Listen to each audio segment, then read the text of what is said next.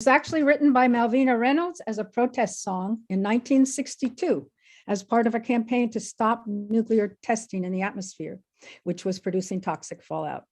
Ira Reynolds as a protest song in 1962 as part of a campaign to... Well, somebody's behind me.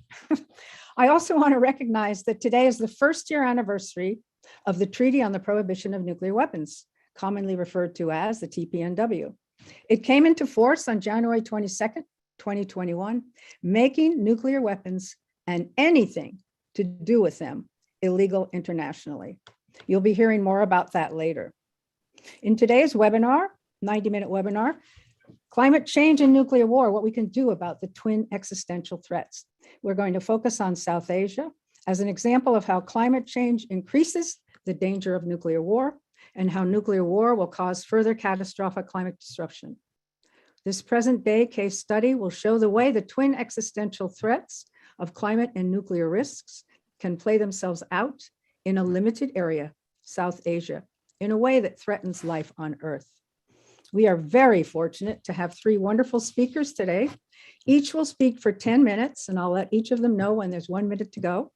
Then the three experts will come together as a panel to discuss some solutions. This is our hope in our webinar that enable us to confront these two threats. You can put your questions in the chat.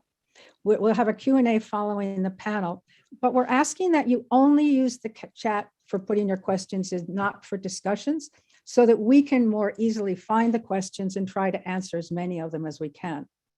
Thank you for doing that. And finally, to end the webinar, Dr. Ira Helfand will say a few concluding remarks. It is my great pleasure to introduce our first speaker, Asha Asokan. Asha is a human rights, international peace and security expert and the former director of nuclearban.us. She's worked for Nonviolent Peace Force, implementing civilian protection and peace building projects in South Sudan, and went out on to work for the United Nations in South Sudan and then in New York. Asha is a Rotary Peace Fellow alumni, and she's active in the nuclear weapons issue through the Rotary Action Group for Peace. She's on the board of directors of Rotary E-Club for World Peace. And she also co-chairs a working group on conflict prevention, peacekeeping, and peacemaking with women of color advancing peace and security. Her most recent published paper is Sudan Heading to Another Dictatorship. She's also in the process of publishing 2 papers on climate change and nuclear threat. We will now hear from Asha, who will address the growing impact of climate change on the people of South Asia. Thank you, Lynn. It's so great to see you all. I'll be discussing about the growing impact of climate change on the people of South Asia. I think during this discussion, we'll be looking into 3 main questions.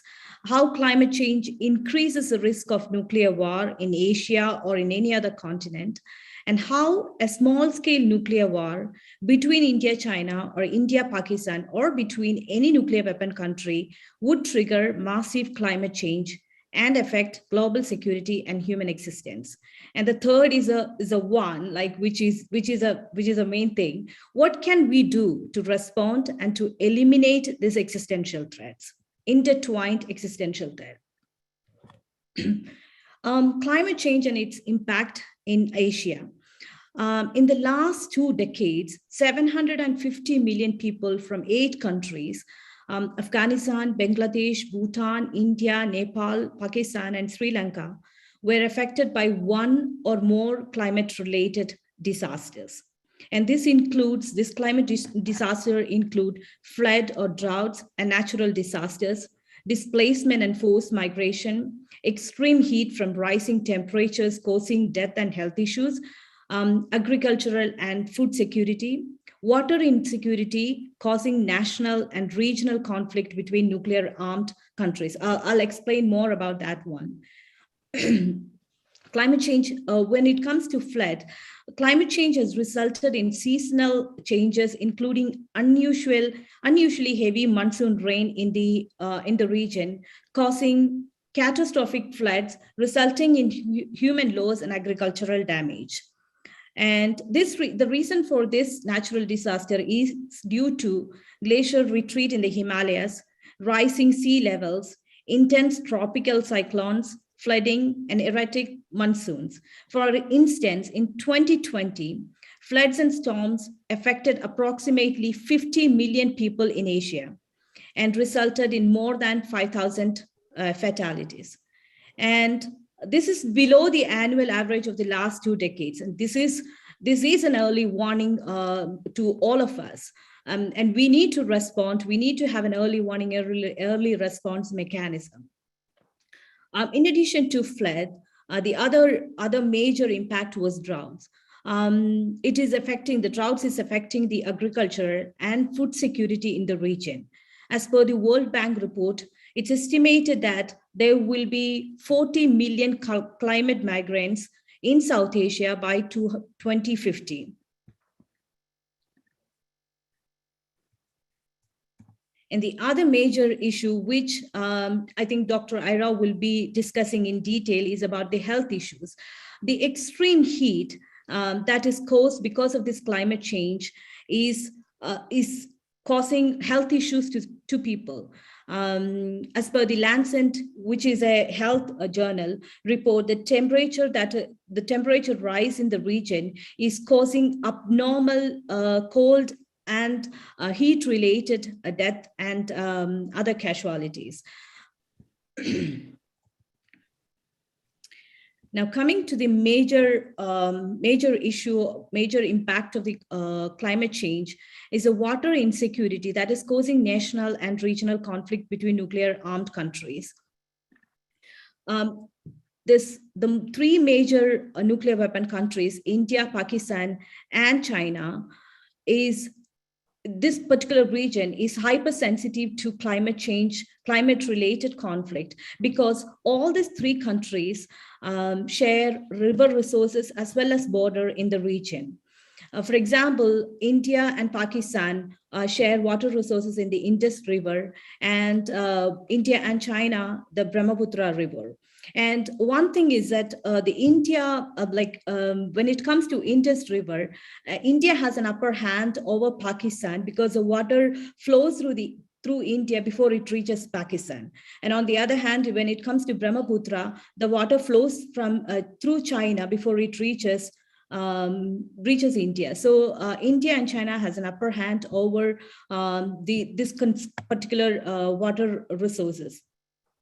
And how climate change is affecting this the water scarcity or water decreasing the water in this particular river is the glacial melting has increased.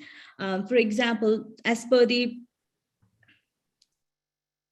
one second. As per the scientific research, Himalayan glaciers melted twice as quickly in 2000 to 2016 as they did from 1975 to 2000. And this has led to the reduction in water availability, and it will lead to reduction in the water availability soon and in the long run in the region. And this is creating a lot of tension in the region between these nuclear weapon states. And it is very evident based on the confrontations all these 3 countries are making to each other. For instance, in 2016, India came close to ending the Indus Water Treaty in response to a militant attack on the Indian military in Kashmir. And Prime Minister Modi declared that blood and water will not or cannot flow together at the same time.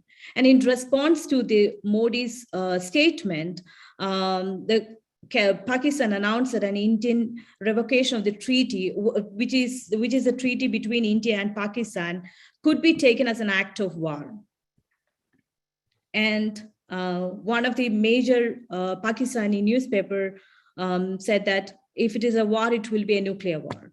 And this, which itself is very evident that the decrease in water is creating a lot of tension in the region, and it is very concerning not only for the region but also for the global global security because of the nuclear weapon all these three countries have.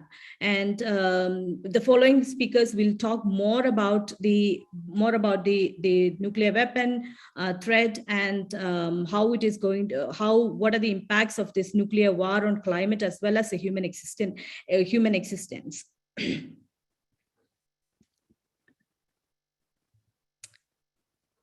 Okay. Do I have more time, or? If you want it, you have another 2.5 minutes. Okay. So this water issue, like the water scarcity or the climate change, climate-induced water scarcity is creating tension in the region, and it is not anymore between countries. It's a regional issue, and it needs cooperation between countries in the region at the regional level, also at the international level. So it's very important that we need to respond to eliminate these two existential threats. And the following speakers will talk more about the other existential threat. Thank you so much, Asha. Our next speaker is Professor Zia Mian. Dr. Mian is a physicist and co-director of Princeton University's program on science and global security, part of the Princeton School of Public and International Affairs.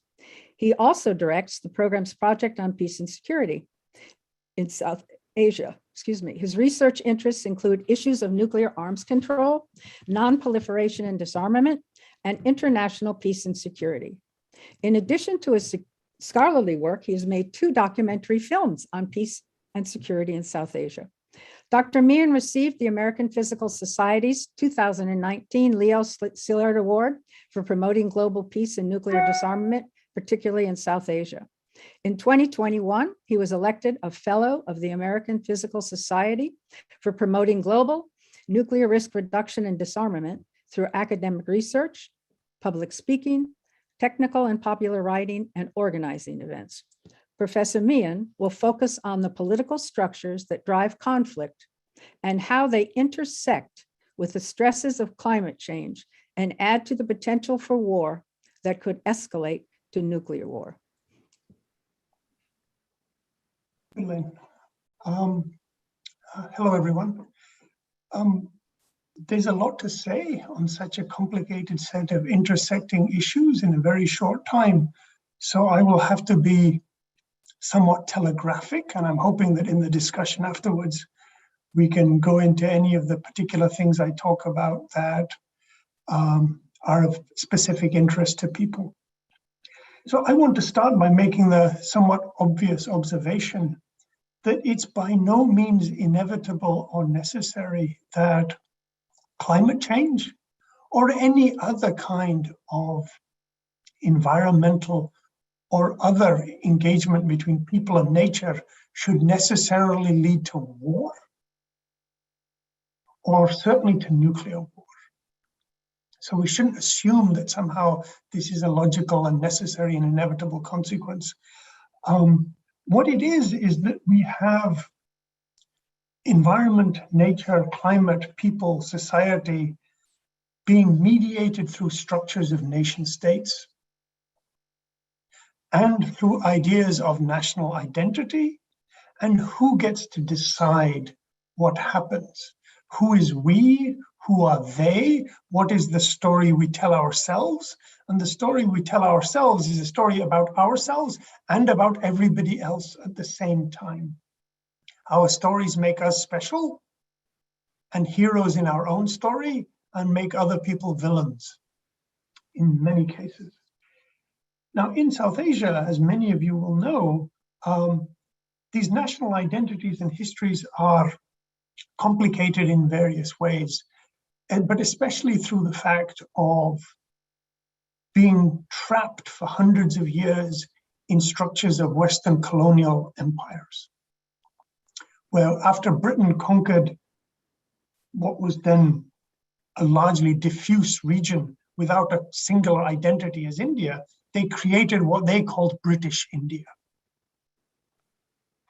Out of a series of princely kingdoms, old empires, would-be empires, areas where nobody had governance. But because of military, political, and economic capacities, that Britain was able to impose its own administrative, political, and economic structures on a very large share of the world. And it is worth keeping in mind that the British turn towards India became especially intense after American independence. The loss of the American colonies made the British especially determined to find new colonies and to strengthen that colonial relationship. So American independence, in fact, fueled in large part the advancement of British empire and colonialism elsewhere.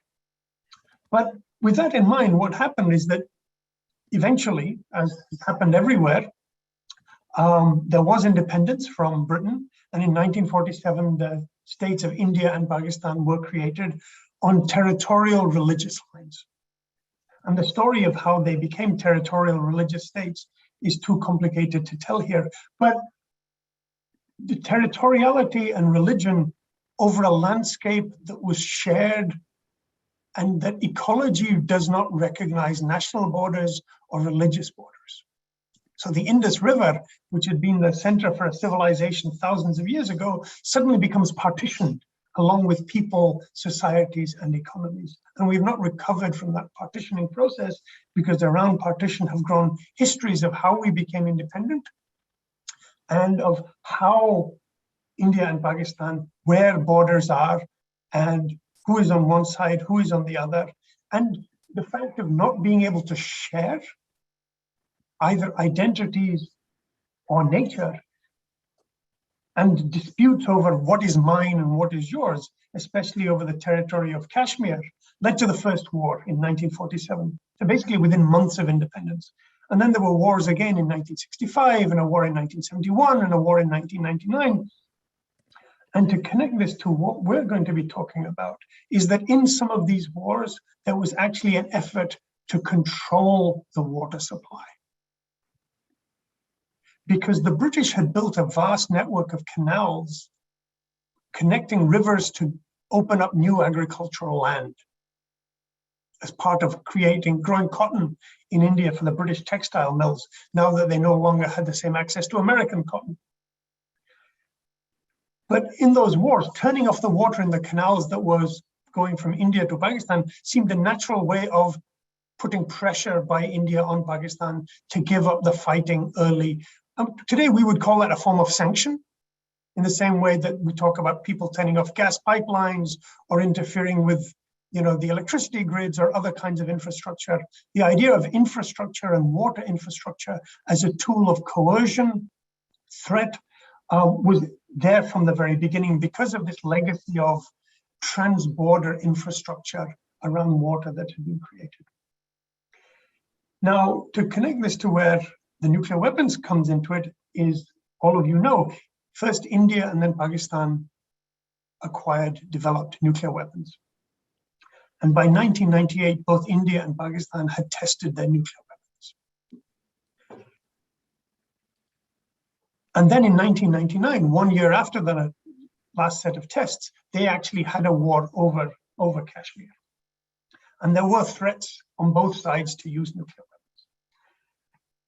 Since then, because of the presence of nuclear weapons, every crisis between those two countries has had a nuclear dimension. And in the same way that the United States and the Soviet Union realized eventually that going straight to nuclear war with a nuclear armed adversary was a risky business, India and Pakistan have resorted to covert wars, subterfuge, and using proxies. And the place where this has come into, that has become the battlefield, has been this disputed region of Kashmir, where, as Asha mentioned in her remarks, this is also the place where the rivers come through.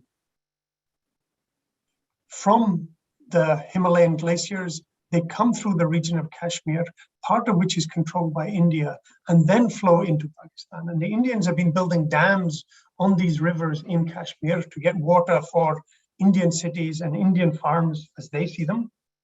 And Pakistan worries that one day that water will stop coming through past these dams into Pakistan, and that will be the end of agriculture and water from those rivers to Pakistani cities and Pakistani farmers, leading to catastrophic economic and social collapse. And so Kashmir has two elements now. One is that the majority population of Kashmir being Muslim, Pakistan claims that they should be part of Pakistan and that this territory should be part of Pakistan. But the water issue has now added an environmental factor on top of this to these arguments about security.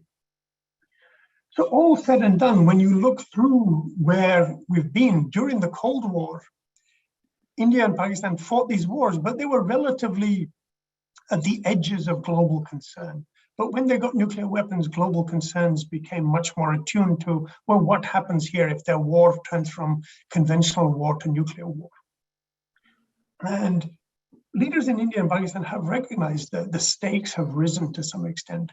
And as I mentioned, they've moved more to lower level, what we would call insurgency, counterinsurgency kind of warfare. And so in the Kashmir region in particular, there's been Pakistani support for a long time now for armed militants, including Islamic jihadist militants and Kashmiri nationalists, to attack India and Indian state targets and peoples as part of a struggle for independence and autonomy. And India has used its troops to protect Hindu minorities living in Kashmir and to protect their control over their part of Kashmir. And so just to give you a sense of the scale of the fighting, because people have forgotten all of this now, because our attention has moved to other places, 20 years ago, militants supported by Pakistan actually attacked parliament in India. And there was a huge gun battle that took place and many people died. And then in 2008, there was an attack on the Indian city of Mumbai by militants backed by Pakistan with hundreds of casualties. And just in the last 5 years, there have been hundreds, and now we can actually count thousands of violations each year of the ceasefire that has been agreed between Pakistan and India in the Kashmir region, where they both committed themselves not to fire from army to army against each other. Dr. Mian, 1 minute more. Sorry. Yeah, but Okay. just in the year 2020, there were about 5,000 ceasefire violations reported in 1 year in Kashmir. So that gives you a sense of the ongoing scale of the powder keg that is there and the constant sparks that are at play. So the path to nuclear war that many people fear is the kind of thing that we saw in 2019, where there is a militant attack, Indian troops are killed, India feels that it has to retaliate. And last time in 2019, Indian jet fighters were used to attack targets in Pakistan. Pakistan responded by launching its own jets. An Indian jet fighter was shot down, and we came close to all-out war. And the question is, what happens when you start to lose a war and you have nuclear weapons? Pakistan has threatened that if it starts to lose, it will launch nuclear weapons against Indian cities. And India has said that if Pakistan launches nuclear weapons, it will engage in massive retaliation against Pakistani cities. And that creates the situation of dozens of cities in both countries on fire as they are subject to nuclear attack.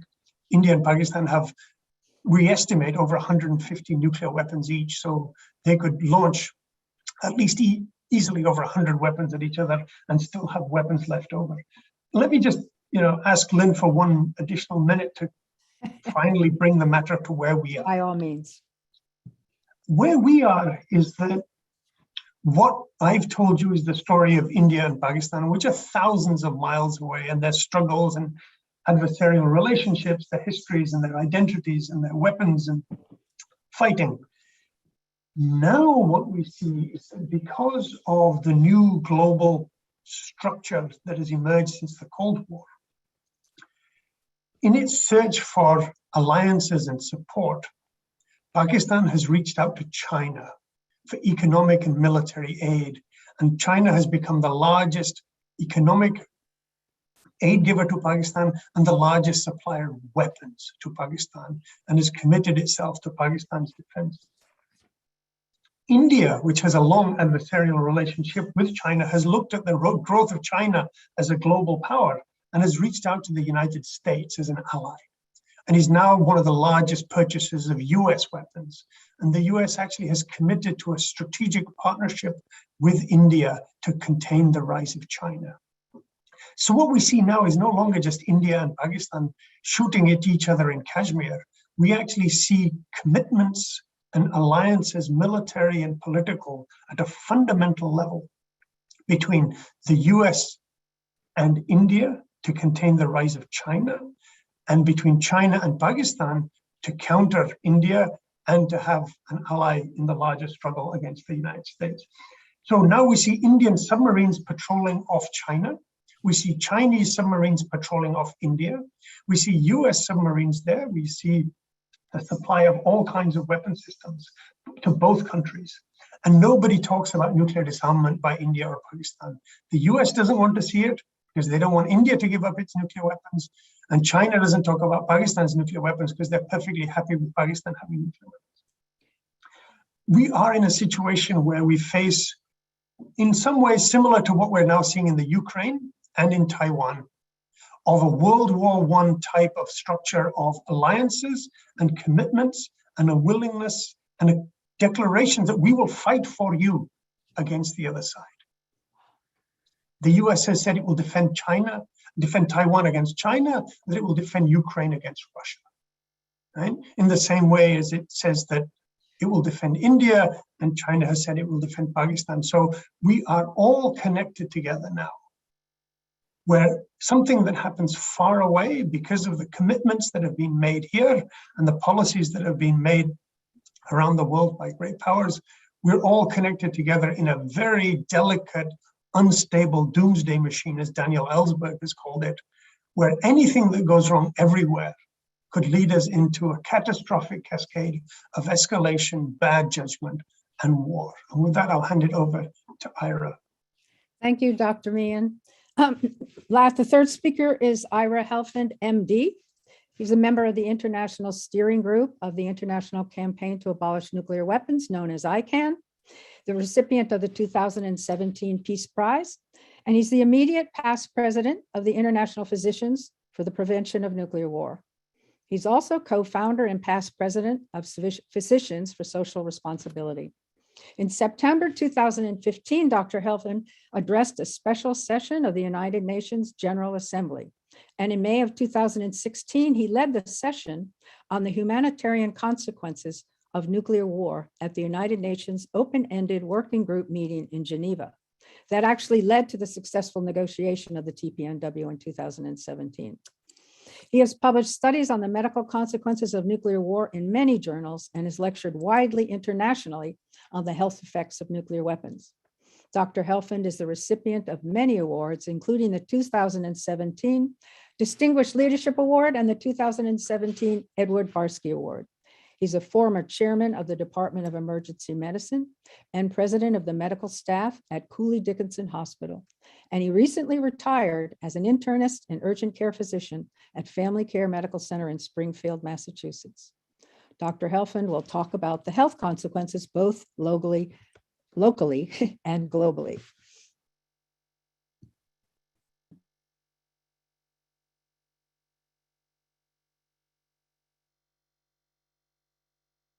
Ira, you are muted. That makes it difficult for you to hear me. Thank you, and thanks, Lynn, for the introduction. For many years, we've understood that a war between the United States and Russia would be a disaster, not just for these two countries, but for the whole planet. But given the circumstances that Zia and Asha have just described so eloquently, there's been increasing attention to what would happen, not just locally, but globally, if nuclear weapons were used in South Asia. And I want to review that material for you this afternoon. I want to start by talking about what we have known previously. And excuse me, just one moment.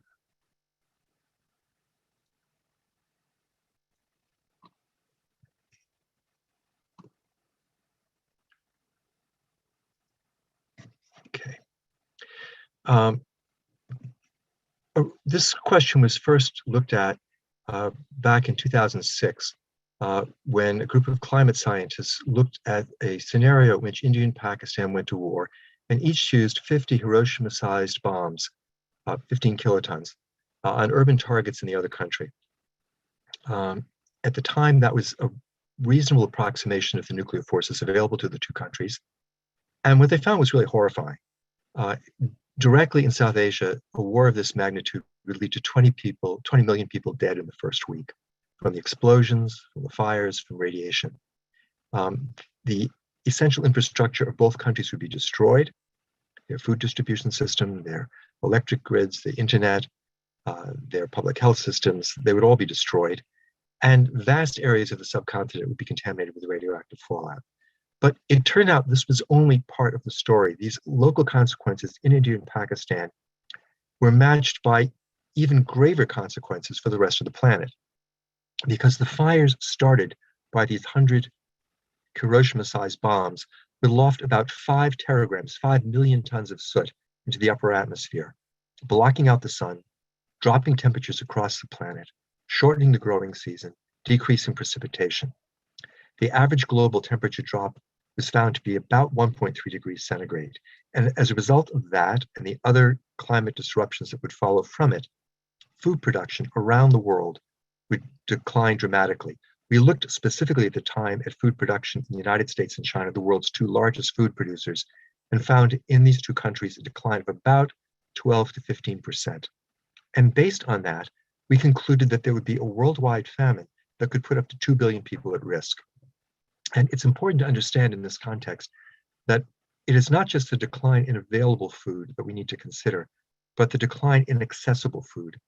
When actual food production drops 12 to 15%, there's a tremendous tendency on the part of those who have food to hoard it.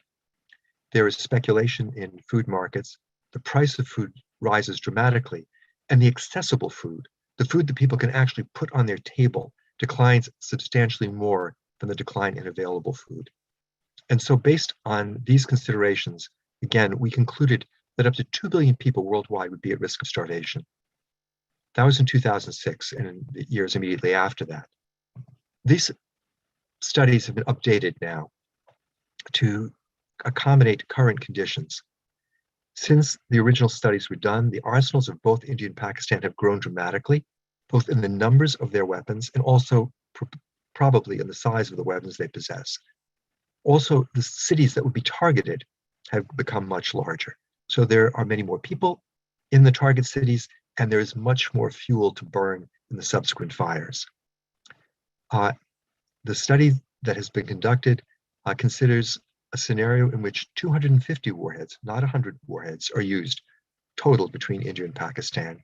And it's looked at what would happen if these warheads were the same size, Hiroshima size, as in the original study, 15 kilotons, or if they were 50 kilotons, or if they were 100 kilotons. Again, the direct effects in South Asia are unbelievably catastrophic. The direct death toll is between 50 and 120 million people in the first week. And to put that into perspective, during all of World War II, approximately 50 million people died worldwide. That was over the course of 7 or 8 years. This is a number at least equal and perhaps twice as great dying in less than a week.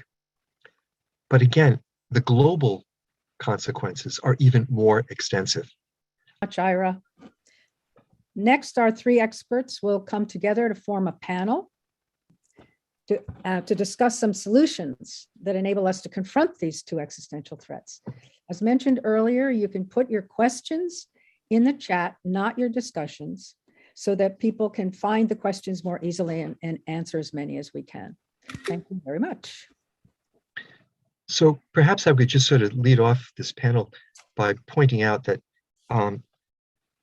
what we've talked about is what certainly will happen if current trends continue. But there's no reason why that has to happen.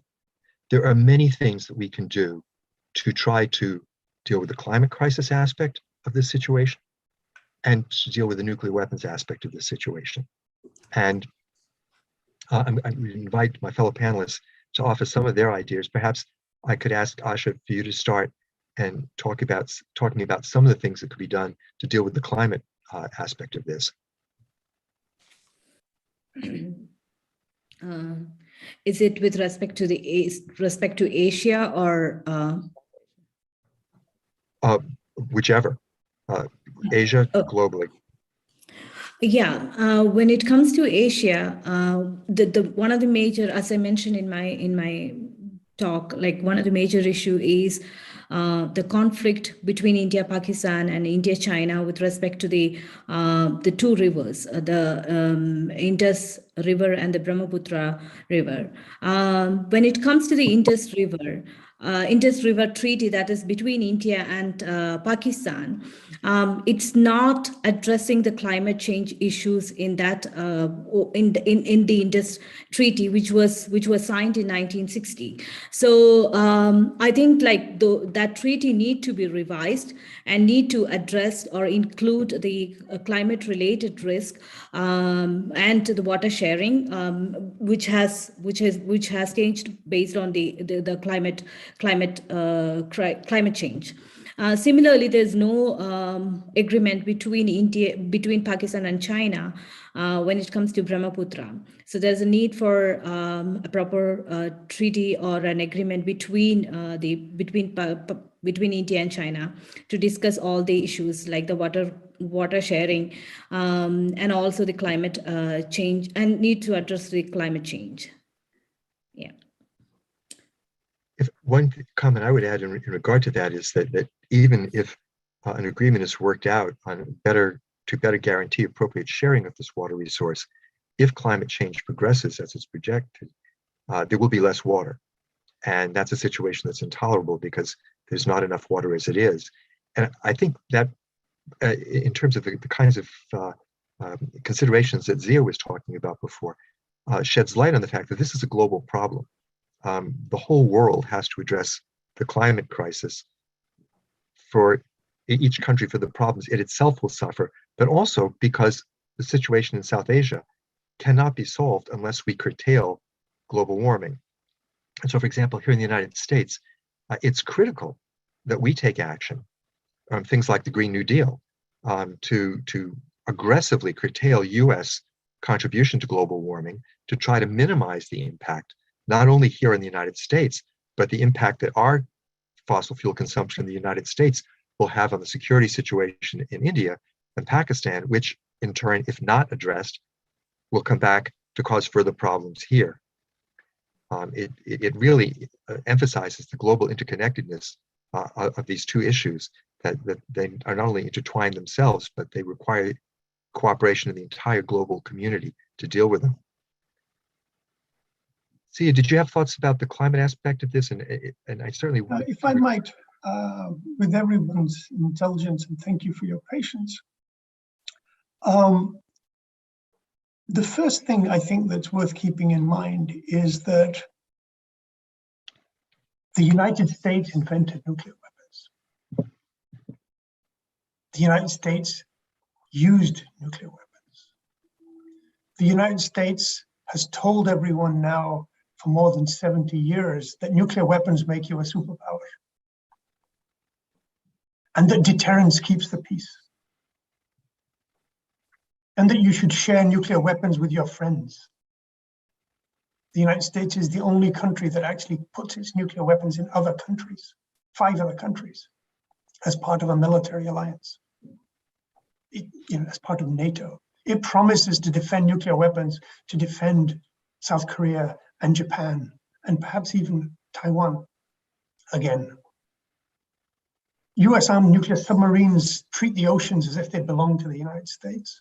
They treat the atmosphere as if it belongs to the United States, and they can fly bombers anywhere they want. At the same time, the United States is the single largest contributor to the existing stock of greenhouse gases in the atmosphere already, by far.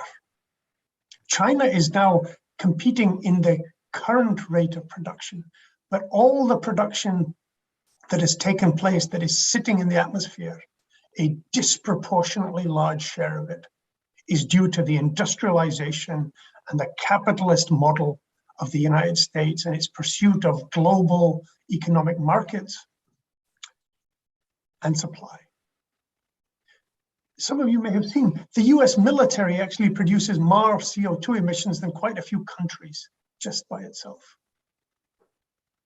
So if you're going to think about how to deal with the nuclear weapons question and the climate change question, and you're going to take the frame that President Obama famously advocated in his Prague speech of moral responsibility for what we did, then it has to be moral responsibility both for nuclear weapons and for climate change. And so the question is, where do we find the process for turning a sense of moral responsibility into political agency? And this is where I think that we are actually at a terrible impasse. Public opinion in the United States, overwhelmingly Democrat, Republican, and independent, for decades now has supported a world free of nuclear weapons. Every poll you look at, done seriously for decades now, says that, yeah, the majority of Americans, regardless of political identity, believe that there should be no nuclear weapons held by any country in the world. And yet the US government's policy is in exactly the opposite direction, even under President Biden and previous Democratic administrations, never mind Republican administrations.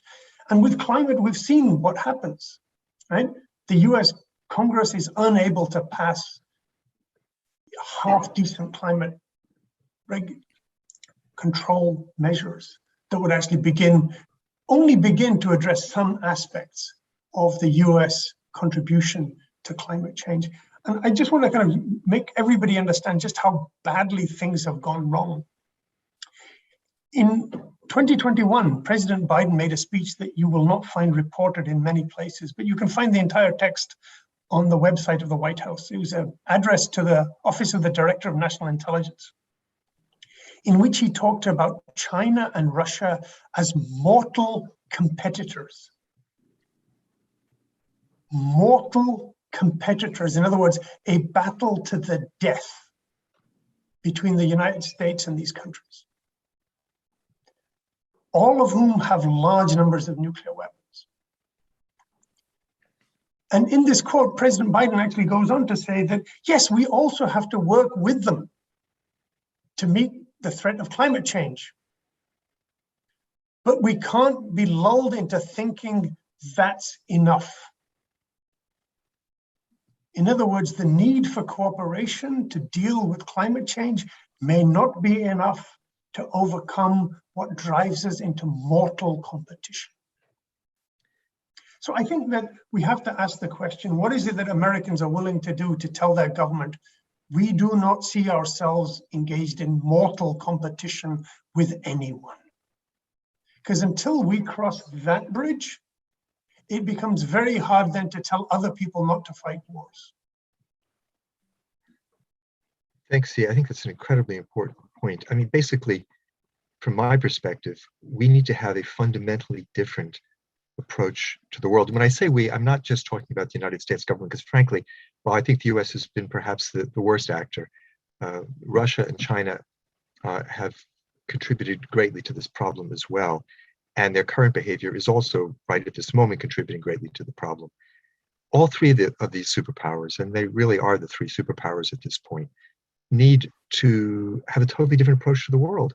They need to understand that if they continue on the current path, one of them may indeed come out on top, but whichever country comes out on top is going to come out on top of an ash heap.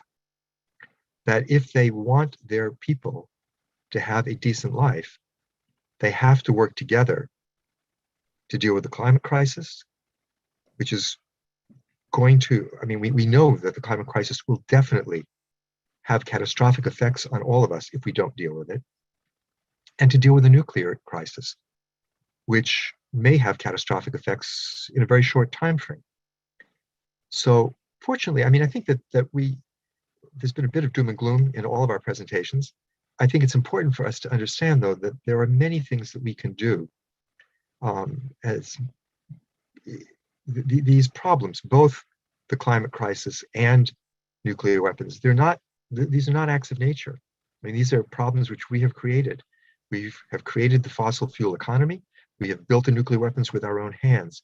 We know how to stop global warming, or to limit it to the degree that we are already committed to. We know how to take apart the nuclear weapons. And we need to undertake the activities as you were suggesting, Zia, to do those things. So here in the United States, for example, it's critical that we support efforts to bring about the fundamental transformation of our economy that are suggested in the Green New Deal. It's important that we bring great pressure on the US government and build a movement to do this for a fundamental change in US nuclear policy. This is the anniversary of the TPNW coming into effect today. The United States and the other nuclear weapon states have boycotted that entire process. We need to build a movement in this country that creates the pressure that will force the US government to make the changes in its nuclear policy that would enable it to accede to that treaty. And in that regard, personally, I've been working with the Back from the Brink campaign, which is calling on the United States government to begin now the negotiations with the other 8 nuclear armed states for a comprehensive, verifiable, enforceable, permanent elimination of their nuclear arsenals. The step which I think is required for all 9 of these countries to enter into compliance with the Treaty on the Prohibition of Nuclear Weapons. And that campaign has been growing. We have seen at this point over 350 organizations have endorsed the campaign. 55 municipalities, including 6 state legislative bodies, have endorsed the campaign. Over 300 elected officials around the country have endorsed the campaign. And there's some real sense of progress, although we need to do much more. Other efforts have also gone on besides the many states which have endorsed the TPNW through Back from the Brink resolutions. Some other cities have also joined the ICANN Cities Appeal supporting the TPNW. There's been a fair amount of activity. Asha, you've been involved very much in this work here in the United States, even though you're currently living in India. What are your thoughts on that? Yeah, I've been working a lot on the different bills in the US when I was in the US.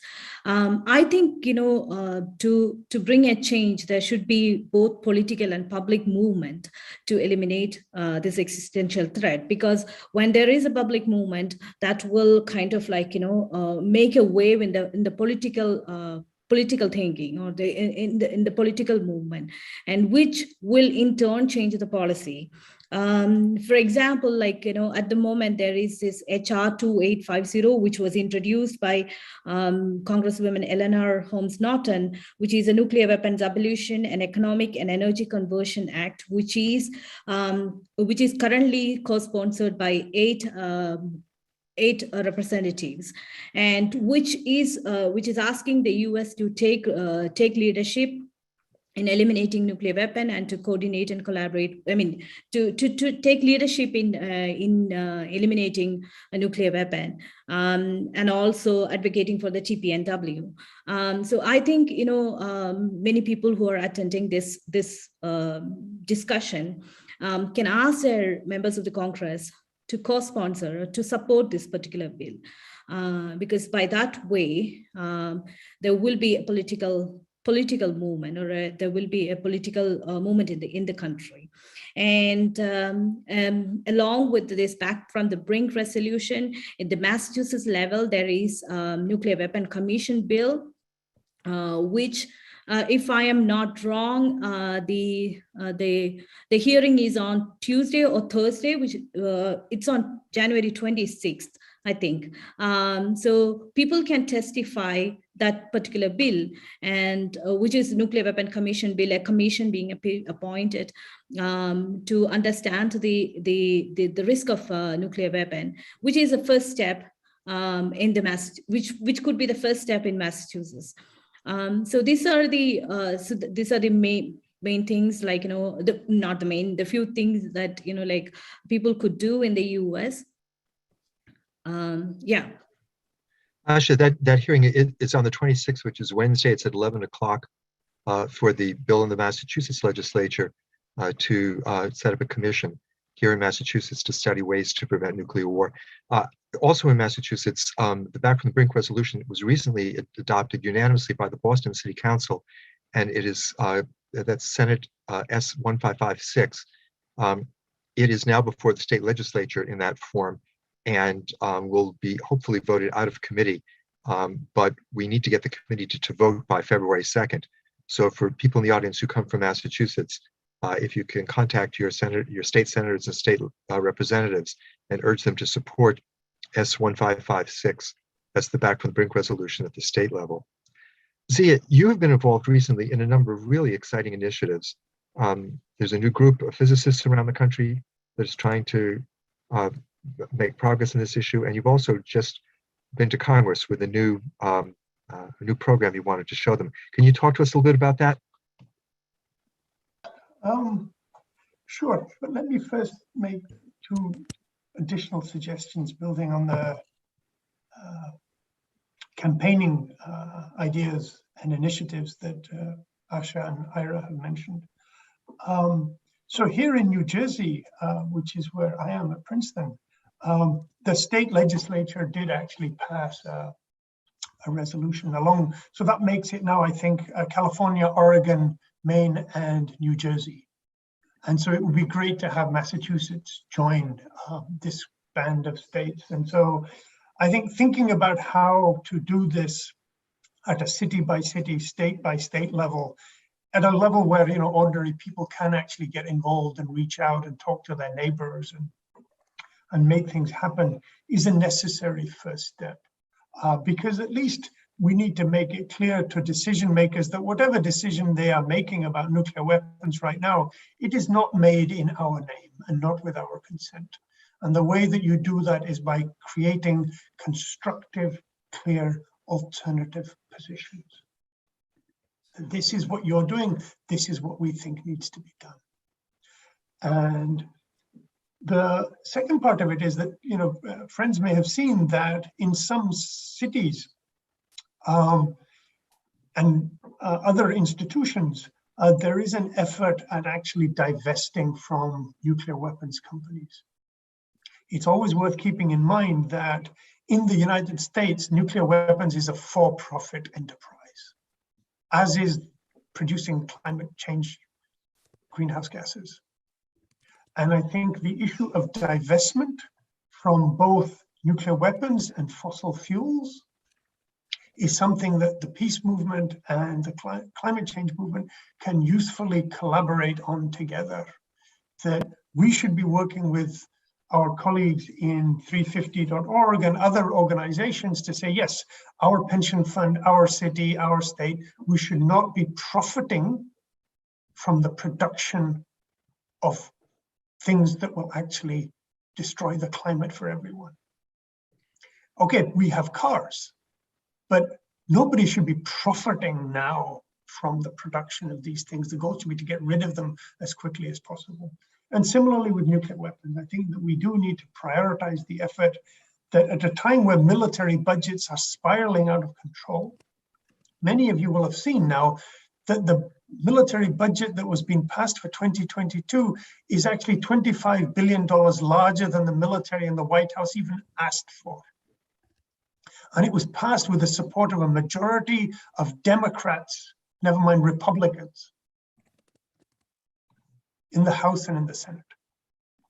1 minute more, folks. So I think the thing we have to do is to make clear that if they're going to spend taxpayers' money like this, then where we have some choice about where our money goes, it's not going to these things. So I think that divestment at every level we can try and think about, where we actually have resources that we can bring to bear and that we have choices about where does our money go, where does our voice go, and where can it speak up, are the key options that we have right now in this present moment in the United States to begin to stake out a clear alternative to what seems to be a pretty much of a, you know, direct railway line to catastrophe on both nuclear war and climate change, given the investments and decisions that are being made and the failure to address them through our ordinary existing current political processes.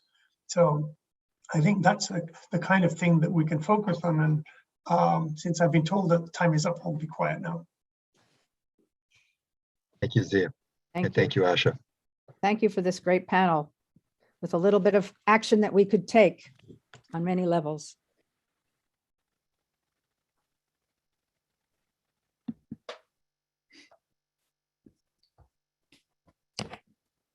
We'll continue with needless to say, your comments have provoked many, many questions. I'm going to do my best to summarize some of those. And certainly one of the overarching themes has to do with economic impact. So I'm going, with apologies to people who've written long questions, I'm going to try to give you some focus.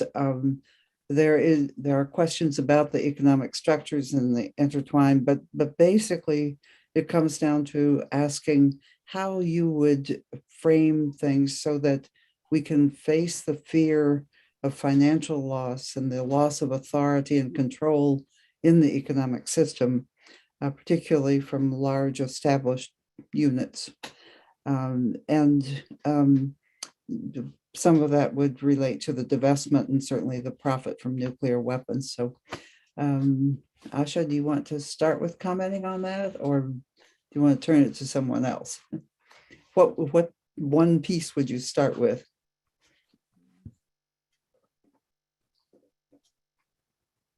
You're muted, Asha. You're muted. Yeah. Ira, do you want to take that question? Well, I'll take a quick stab at it. I mean, I approach all these issues as from a medical perspective. And I think that the really key piece in all of this is to make people understand what is going to happen. The real humanitarian consequences of unchecked climate change and the use of nuclear weapons. There are people who are benefiting directly from fossil fuel industry, from the nuclear weapons production industry, who may not care about that message, but almost everybody else will. And I think we need to use that message to mobilize people, hopefully to convince even people in the financial and industrial sector, but if we can't convince them, to impose our will on them. We're not going to let them destroy the planet. We're not going to let them cause unchecked climate change. We're not going to let them blow the planet up with nuclear weapons.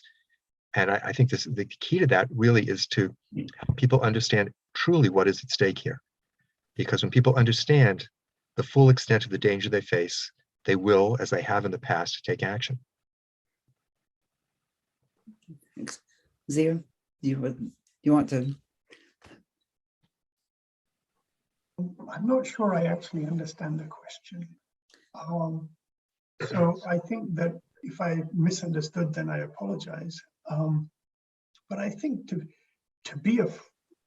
fact that corporations, both military corporations that make nuclear weapons and sustain nuclear weapons, and the corporations that are responsible for the production and distribution of fossil fuels, that they are afraid of losing profit. Yeah. And they should be afraid. I'm sure that slave owners were afraid of the abolition of slavery. I'm sure that tobacco companies were afraid of restrictions on tobacco.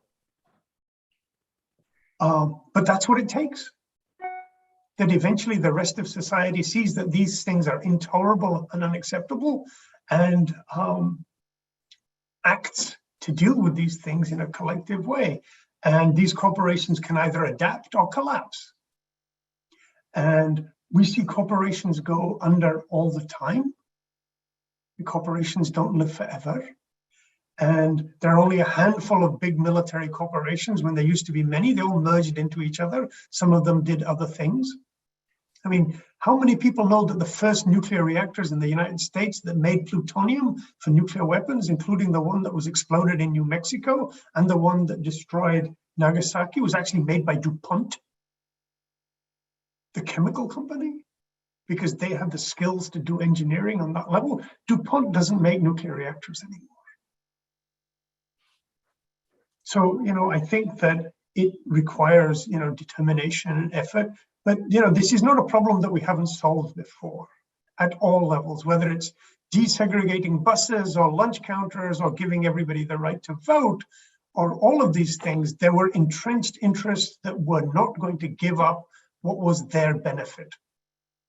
And eventually we had to find a way to prevail. There's no easy, ready-made answer to these things. Who would have known that some of the strategies and tactics that people came up with would work. They didn't know themselves. I mean, do you think Rosa Parks knew when she sat on the bus that this is where it would necessarily end? No, she didn't. It's a risk that you have to take.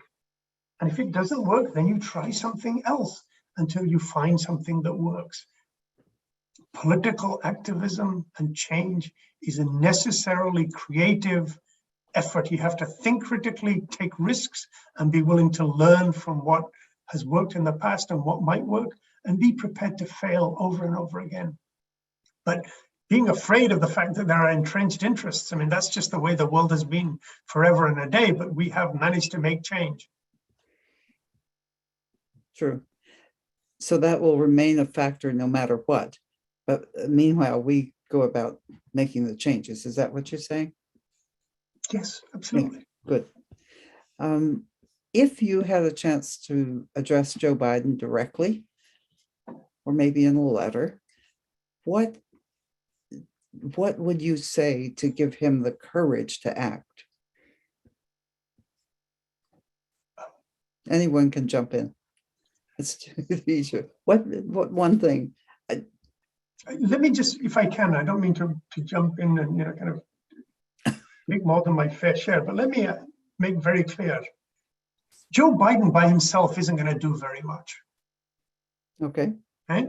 President Obama, believed in the abolition of nuclear weapons, and he couldn't get his own cabinet to go along with even a small measure of nuclear reform on the no first use of nuclear weapons. We now know that when they had the cabinet meeting on should the United States adopt a policy of not being the first to use nuclear weapons in a war, the Secretaries of Defense, of Energy, and State in his government all said no. Okay? So what's the president to do? Fire them all and the Joint Chiefs? Yeah. And so I think the issue is that you need to have public support that allows leaders with vision to actually act in the confidence that they actually are speaking on behalf of their society in a meaningful way, because there will be entrenched interests within government and outside government that push back in so many ways. I would say, Zia, I agree that the president's not able to do absolutely anything that he, or perhaps in the future she, wants to do.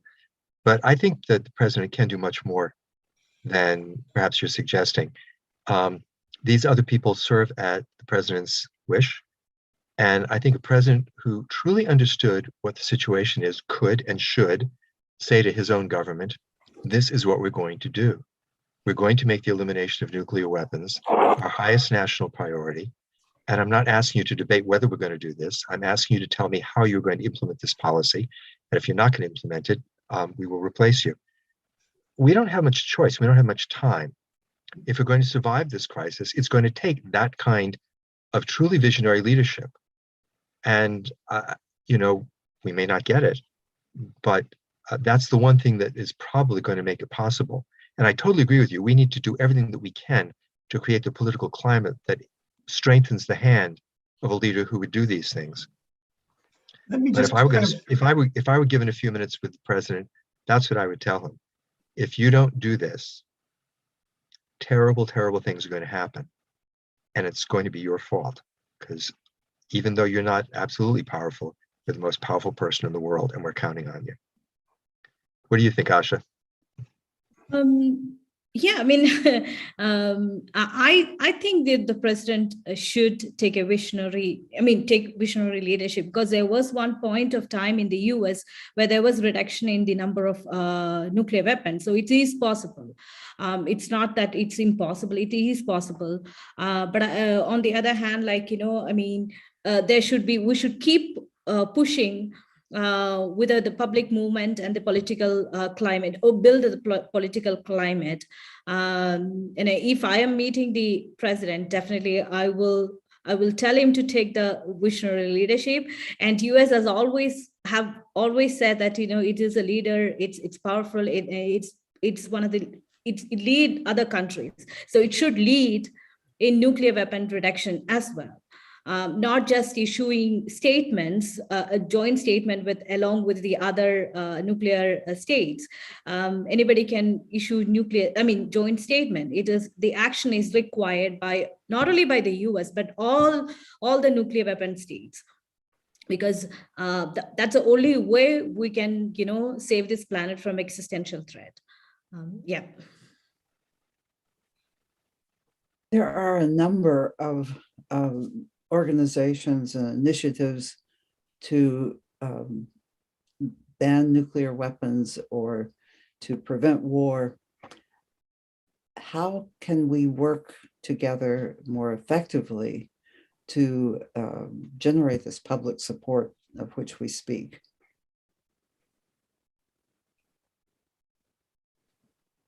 Asha, you've certainly been on that drum.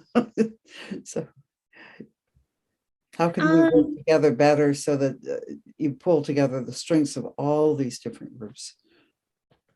Yeah, I think I'll just very quickly say the public support. I think people need to understand the risk of this nuclear weapon, the risk of a climate crisis. Once I think the more people understand this risk, there will be a public movement to reaching out to all groups, all the population, all the people around the world. That is so important, and I think that is what many of us have been doing in the US and in the other parts of the world. That should continue. However, as Ira said, like, we don't have enough time. Time is ticking, so we have very limited time. If climate crisis is going to the climate impact, the worst case of climate is going to happen in 30 years. The nuclear weapon can happen in the next 3 minutes. So we don't have time. So, yeah. I think it'd be great if there was a greater degree of cooperation between the groups that are working on this issue. When we started the Back from the Brink campaign, we were modeling it very much on ICANN and hoped that it would be a home where everybody who wanted to seek the abolition of nuclear weapons could work together.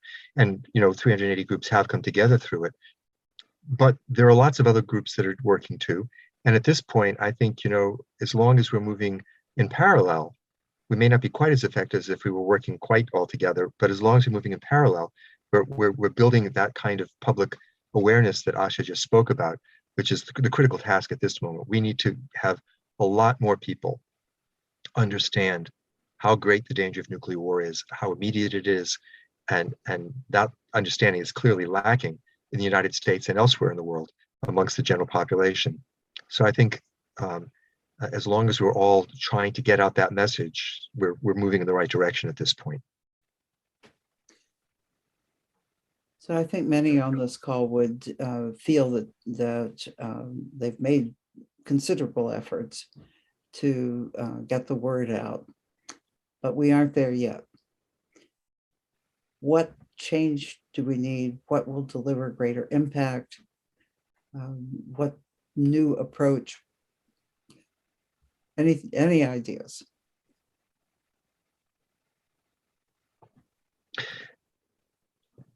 I think in the past, at times when people have really understood the danger, it was because those of us who were trying to build a movement against nuclear weapons were able to capitalize on the events that were taking place in the world to draw people's attention. And certainly at the moment, unfortunately, we have no shortage of events in the world, as Zia pointed out in his talk, that emphasize how grave the situation is. I think that's really the key task for us right now in many ways, is to help people understand that the situation in Ukraine, this is for real. This is serious. This is like the Cuban Missile Crisis, and we don't know how this is going to end. And we can't do a whole lot to affect the immediate situation, but we certainly can use this moment to help people understand that even if we get past this crisis, there are others coming down the road, and we have got to get the nuclear weapons off the table. I think we need to be as creative as we can in how we get that message out. I was hoping that Zia would tell us a little bit about his virtual reality project, and maybe he could share that with us. That'd be great. Can you do that? Sure. But I think that so the virtual reality project that Ira is talking about is an effort to understand what it's like to go through the 15 minutes that a US president would have in case they were told that there were incoming nuclear missiles directed at the United States that had been detected. And the idea is to simulate that experience and to allow a person to see how challenging that kind of situation would be, how incomplete any information is, how limited your options are for being able to reflect and deliberate properly in a way that would be appropriate given the stakes, or even whether the situation is real because of the known history of false alarms that have happened in this regard. And so this has been developed by a group of scholars and experts in nuclear policy, led by Sharon Weiner and Moritz Kutt, who are colleagues. And so they have been most recently showing it and allowing people in Washington, D.C. to go through this experience to just realize how difficult it is. And you can read about it in a story that was published in The Guardian by Julian Borger, or it was also on TV. But I think that sense of how overwhelming a nuclear crisis actually would be is not something that we can make available to millions and millions of people in the foreseeable future in a way that might help shift the public mood in a way that perhaps the 1980s television film did, that shook an entire I think more than 100 million people watched the film about nuclear war in the United States, including President Reagan. And so I think we have to think about that we live in a different media landscape where people get their information from, and who people trust with regard to the information that they get. And so I think that one of the things that we've all learned from COVID is that knowing that something is dangerous and knowing that there are things that you can do to protect yourself and others is in and of itself insufficient for large numbers of people at many levels of society to act in a way that would seem to us to be for the public good. And I think, Ira and others, who have been, in the front lines of trying to deal with helping everybody understand and deal with, the pandemic in so many ways, have a sharper sense of this than perhaps others, that we do face a deeper question about how the United States as a society sees itself and its relationship to each other and to its government and to its doctors and nurses and the people who work in the grocery stores and their teachers and everybody. And I think that is something that merits our attention in a deep way also, because if we're going to reach people to get them to understand the collective dangers that we're in, then beginning to understand how people have actually dealt with the present crisis where hundreds of thousands of people have died. Even though we know that there are vaccines and masks and social distancing and so much else that can help, we have to think about that our old ways of thinking about how society and politics and information work need to be kind of brought to deal with these questions that we've all been also struggling with. See, I've taken quite a different lesson from the COVID epidemic. It's certainly been very dispiriting that there have been large numbers of people who refuse to vaccinate or refuse to mask. But the vast majority of people in the United States are vaccinated. They heard that there was a danger and they took the appropriate step. And if we could get, I think approximately it's like 70% of the US population is fully vaccinated, maybe it's 65. If we could get 65% of the US population to demand an end to nuclear weapons, we'd be there. And I think that this demonstrates that when we do bring the message to people and they do understand the danger, they will take action. It is regrettable that there is a small minority of people who have been really terrible on the COVID question, but we got more than majority support, substantially more than majority support for the steps that should have been taken. And so that gives me hope. Oh, that no, we can I motivate agree people with to you, act. Ira. But the data suggests that 60 to 70% of Americans also support a world free of nuclear weapons and the United States not having any nuclear weapons. But there is no action that they can take right now that they can see that is accessible to them, that to act on that opinion. Exactly. Need to And that's a have a- great point. And the other piece of it, I think, is that even though they think that we should have a world free of nuclear weapons, they don't think this is a particularly important priority.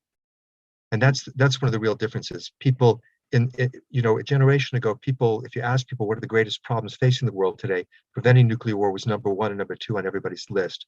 Today, even though 65% of the people prefer a world free of nuclear weapons, if you ask people what the major problems are today, nuclear war doesn't appear on anybody's list. And that's what we need to change. We need to create the same sense of urgency about this danger that we did successfully create about the COVID epidemic.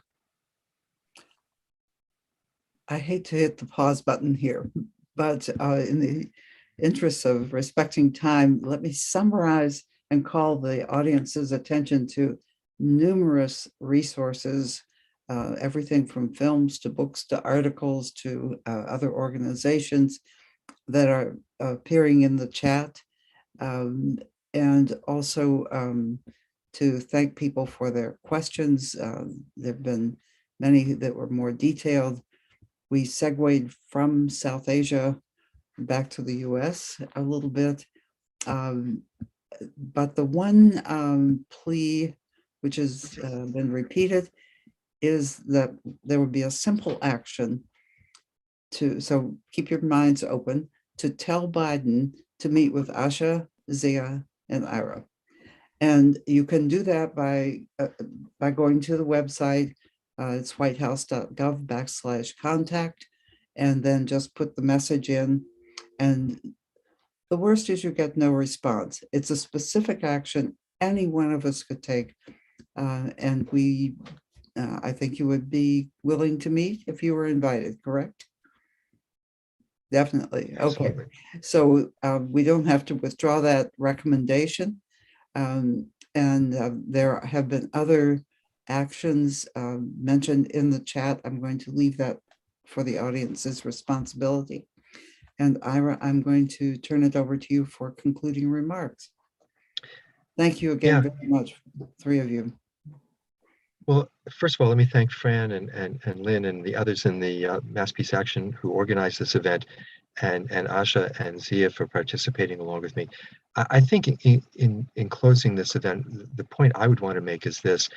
We have this interesting conjunction this weekend, the anniversary of the TPNW and this terribly dangerous crisis in Ukraine.